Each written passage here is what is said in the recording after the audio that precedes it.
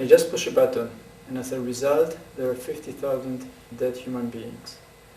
Such is the power of a nuclear bomb. Nuclear bombs were used against Hiroshima and Nagasaki and killed 100,000 people each. Nuclear bombs today are a million times more powerful than in 1945. Nuclear bombs have not been used in 60 years.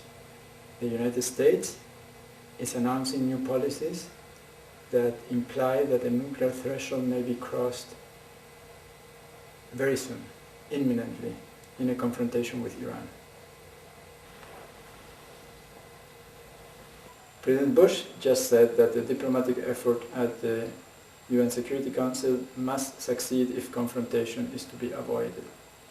However, there is a climate of deep distrust between the United States and Iran. President Bush says Iran is a grave concern, Iran is the world's top sponsor of terrorism, Iran aggressively seeks weapons of mass destruction. Iran says it wants to enrich uranium for civilian nuclear power purposes, which many countries do. And it is not going to give up on its rights. So we may be facing an imminent military confrontation that is likely to involve the use of nuclear weapons by the United States. The United States has changed its nuclear weapons policies in the last 5 years. It now envisions the use of nuclear weapons in a variety of new situations against non-nuclear adversaries, even in a preemptive way. I'm not alone in my concern. 1,800 of my fellow physicists have joined in a petition expressing strong repudiation of these very dangerous policies. These new nuclear weapons policies, according to the Nuclear National Security Administration Director, represent a radical departure from the past. They envision the integration of conventional and nuclear attacks for the most efficient use of force and to provide a broad range of strike options.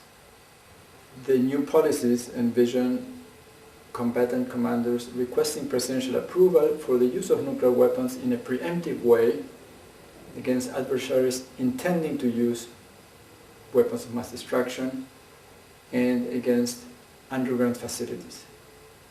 Iran is accused by the United States of having underground installations where nuclear, chemical, and biological weapons are being developed. The United States has incorporated in their nuclear arsenal in 2001 a new nuclear weapon called the B-6111 that is a nuclear earth penetrator that detonates below the surface, and it's effective in destroying underground facilities. It is now deployed and ready to be used against underground facilities. Under the new nuclear weapons policies, these new nuclear warheads can be used against Iran. Using a nuclear weapon against a non-nuclear country that is signatory of the Nuclear Non-Proliferation Treaty would cross a line of no return. It would mean to each of the 182 countries that are currently non-nuclear weapon countries, signatories of the Nuclear Non-Proliferation Treaty, that they have to pursue nuclear weapons in order to protect themselves from a nuclear attack by a nuclear nation. The Nuclear Non-Proliferation Treaty would fall apart, and many more nations would strive to acquire nuclear weapons. The result would be a world where any regional conflict could explode into global nuclear war with the potential to destroy our civilization. Nuclear weapons are million-fold more powerful than conventional weapons. In a nuclear reaction, the mass of the nucleus is converted into energy, and a few kilograms of uranium that detonate a nuclear weapon cause the same destruction as thousands of tons of conventional explosives. The nuclear weapons used in Hiroshima and Nagasaki were of the order of 10 kilotons. Today, the nuclear arsenals of the nuclear countries add up to 1 million the power of the Hiroshima bomb.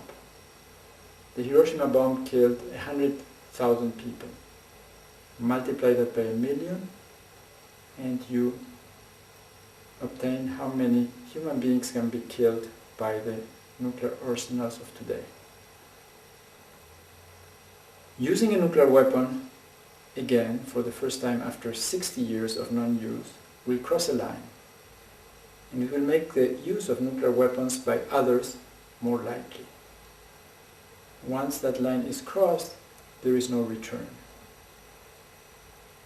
The radioactivity that was unleashed in the nuclear explosions of Hiroshima and Nagasaki have caused death and mutilation and deformation of human beings for decades into the future. Even small nuclear weapons can have devastating effects. There is no such thing as reduced collateral damage. Using nuclear weapons is going to cause an enormous amount of destruction, and the radioactive fallout is going to spread and affect thousands of innocent human beings. The sole authority to use nuclear weapons is in the hands of the president. Congress has no say. Iran is, by all intelligence estimates, at least 5 to 10 years away from having a nuclear weapons. Under supervision from the International Atomic Energy Agency, Iran would not be able to develop nuclear weapons when it is engaged in a civilian nuclear power program. Iran would be no danger to the United States if it is supervised by the Atomic Energy Commission. Iran would pursue nuclear weapons as a reaction to being attacked by the United States.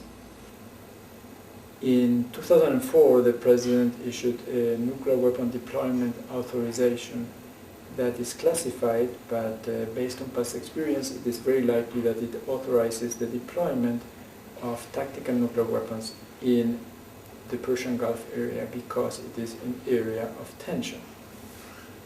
The President has sole authority to decide the use of nuclear weapons. In doing so, he will be making a decision that will affect every American for generations to come. Crossing the line, using nuclear weapons again, will change the world. It will change the world in a way that is irreversible and is likely to lead to destruction of civilization. Now that we have discussed the consequences of using nuclear weapons, would you trust me to push the button? Would you trust him?